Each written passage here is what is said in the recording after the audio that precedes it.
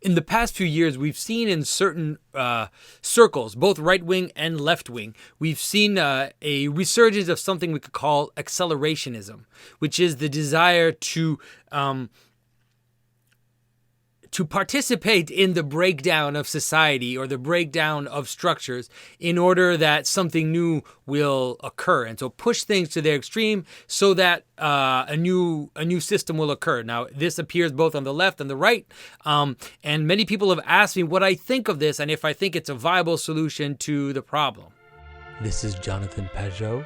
Welcome to the Symbolic World.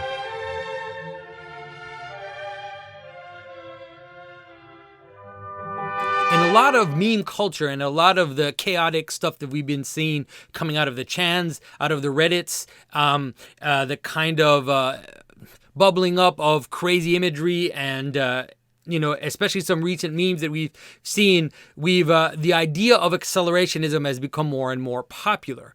And people have asked me symbolically what I think of it and if I think it is a possible solution to the problem of Western civilization as we see it now. In order to answer that question, we need to remind ourselves something that I insist on constantly, which is that there is a deep analogy between the personal structure and the social structure. That is, there's a strict analogy between the human being and the communities in which that human person participates. And one of the problems of accelerationism is somehow to think that those two things are separate from each other, that you could somehow participate in the destruction of society, that you could somehow accelerate chaotic elements of society and somehow remain unsinged in yourself from doing that. And I think that it is a very dangerous game to play, because as we want to push certain factions, certain elements that we find decadent or certain elements that we find dangerous for society in order to quicken the collapse of everything in the hopes that something better will be born, we are also engaging on that road within ourselves. It is very few people who can legitimately rise above the fray and could act in that way without themselves falling into the very things or being taken into the very things on their own fringes that they want to encourage on the fringe of society. I do believe that a lot of the things that we're seeing happen today are a playing out of the Christian story. I've often said in my videos that within the Christian story, it is important to see that the death of Christianity is part of it. The death of Christ is part of the Christian story, and the death of Christianity is part of the Christian story itself. The Christian story seems to be a process by which, as Christ says, all things are revealed. And for all things to be revealed, it means that both the wheat and the tares grow up at the same time. It means that as you uncover things, you uncover both the mysteries and the scandal at the same time. And those two things are inevitable as the world moves towards the resolution of the Christian story. And so I think that Christ himself put it the most succinctly when he said that in his own coming, in the consequences of his own coming, that scandal must happen. But he also then says, woe to those by whom it happens.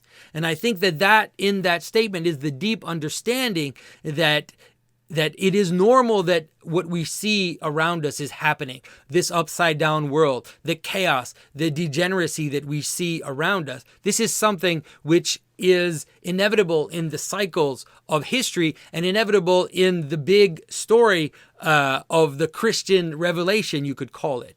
But to play a part in bringing about the end of Western civilization, to play a part, you've seen some evangelicals in recent times doing things in order for Christ to return, to provoke the return of Christ. This is an old way of acting. You saw this all the way in the Middle Ages, where certain people acted in certain ways, especially during the time of the Crusades, in order to restore, to bring about the return of Christ. An example, a very strange example of that, is Christopher Columbus himself, who in one of his ideas was to go out and when he found when he found North America, one of his goals that is not publicly known very well was actually to find the Garden of Eden. And finding the Garden of Eden was in his idea was to bring about, the end of times, and to bring about the return of Christ. You see several people have that approach, and I think that it is the very idea that we would act in a way to provoke, a kind of chaos, or to provoke a breakdown, so that, that the story will resolve itself. I think it is very dangerous for society, and it is very dangerous for ourselves. What we need to do is to do what Christ told us to do, is to become just, to become like Christ, to emphasize the virtues, and to become little lights. And those little lights, no matter how dark it gets, those little sparks, those little lights will have enough. We need to trust that they will have enough light to carry us through the flood, to carry us through the chaos, and to be little lights into the coming darkness. And this not only for society as a whole, but for yourself,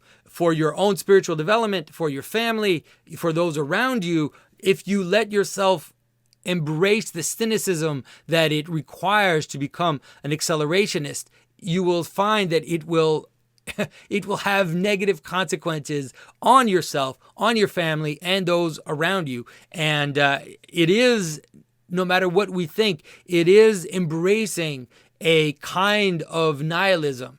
Even if you do believe that by doing so you will bring about some new order, some new thing in the actions that you pose, it is an embracing of nihilism, and I don't think that most of us can stay above that fray.